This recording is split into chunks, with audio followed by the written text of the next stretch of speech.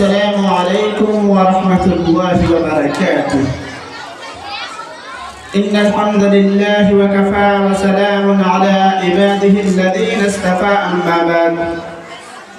قال الله تبارك وتعالى في كلامه المجيد والفرقان الحميد: أعوذ بالله من الشيطان الرجيم. بسم الله الرحمن الرحيم. وأن الأرض يرثها عبادي الصالحون. رب اشرح لي صدري ويسر لي أمري واحلل عقدة من لساني يفقهوا قولي. ربي زدني علما. اللهم رب زدني علما. آمين. صدر انجمن، حکم صاحبان و مہمانان اعظام اور میرے پیارے ساتھیوں، آج کے اس سالانہ مسابقہ انجمن میں آپ لوگوں کے سامنے جس موضوع پر لب گشائی کرنا چاہتا ہوں وہ ہے مسلمانوں کا عروج و زوال۔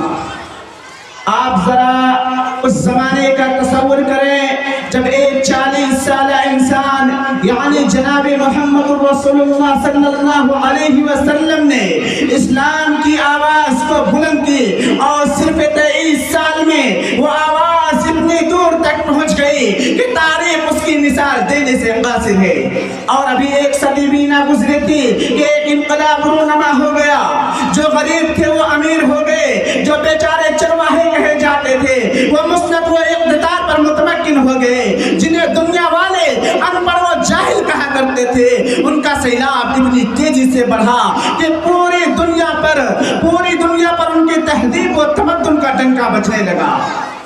پوری دنیا پر ان کی تہذیب و تمدن کا ڈنکا بجنے لگا۔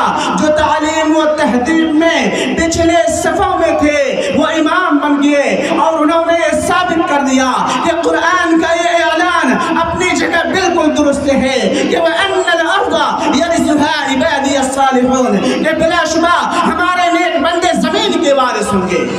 اور ابھی ایک صدی اور ایک دور تھا جب مسلمان علمی و فکری، ادبی و سائنسی، سماجی و اخلاقی، تہذیبی و ثقافتی لحاظ سے بام عروج پر تھے۔ خلافت راشدہ سے لے کر سلطنت عثمانیہ تک مسلمانوں نے اپنی مثالی عدل و انصاف، حکومت و معاشرت، علم و حکمت اور فتوحات کے ذریعے پوری دنیا پر حکمرانی کی اور دنیا کی لوگوں کی رہبری اور رہنمائی کا فریضہ انجام دیا۔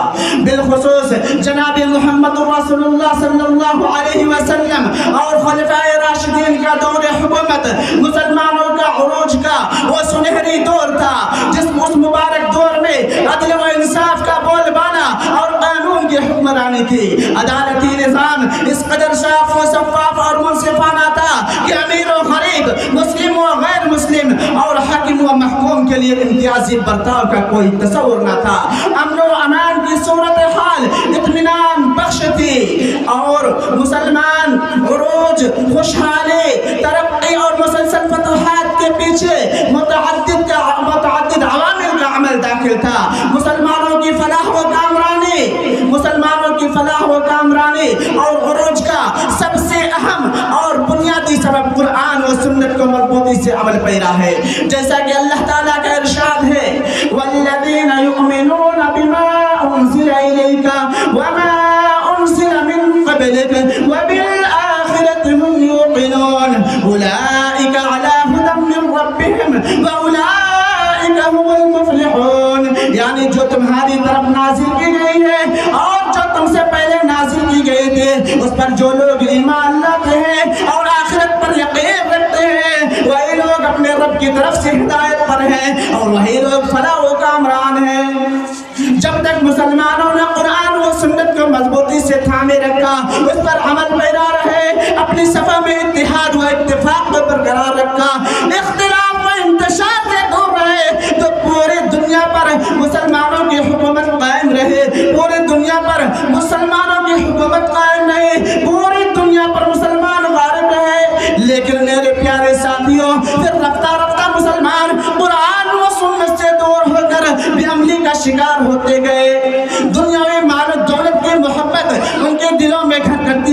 گئی، شوق جہاد، آپسی اتحاد و اتفاق جاتا رہا، مسلمان عصبیت، قومیت، لسانیت اور باعث خانہ جنگی کے شکار ہو کر مختلف گروہوں میں بٹ گئے اور مزید زوال کا شکار ہوتے چلے گئے۔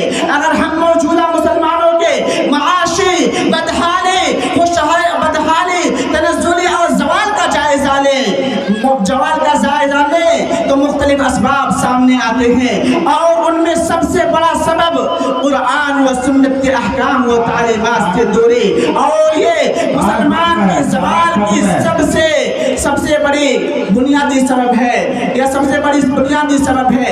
اسی لیے ہمیں زیادہ سے زیادہ قرآن و سنت پر عمل کرنا چاہیے۔ شاعر کا قول ہے کہ درس قرآن اگر ہم نے نہ بھلایا ہوتا، یہ زمانہ نہ زمانے نے دکھایا ہوتا۔ تھاما قرآن، اگر دل میں آیت قرآن اترتی تو اجالا ہوتا، دل میں آیت قرآن اترتی تو اجالا ہوتا، رفقت و بغض کو سینے میں نہ پالا ہوتا۔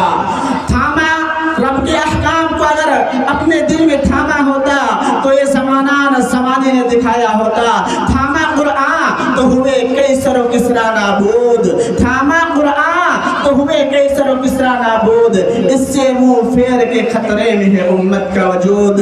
میں یہیں سے اپنی تقریر کا اختتام کرتا ہوں۔ آخر میں اللہ تبارک و تعالیٰ سے دعا ہے، اللہ تعالیٰ ہم تمام مسلمانوں کو اپنا کھویا ہوا عروج عطا فرمائے، اللہ تعالیٰ مسلمانوں کو مزید زوال سے بچائے، آمین۔ وآخر دعوانا الحمدللہ رب العالمین، والسلام علیکم ورحمۃ اللہ وبرکاتہ۔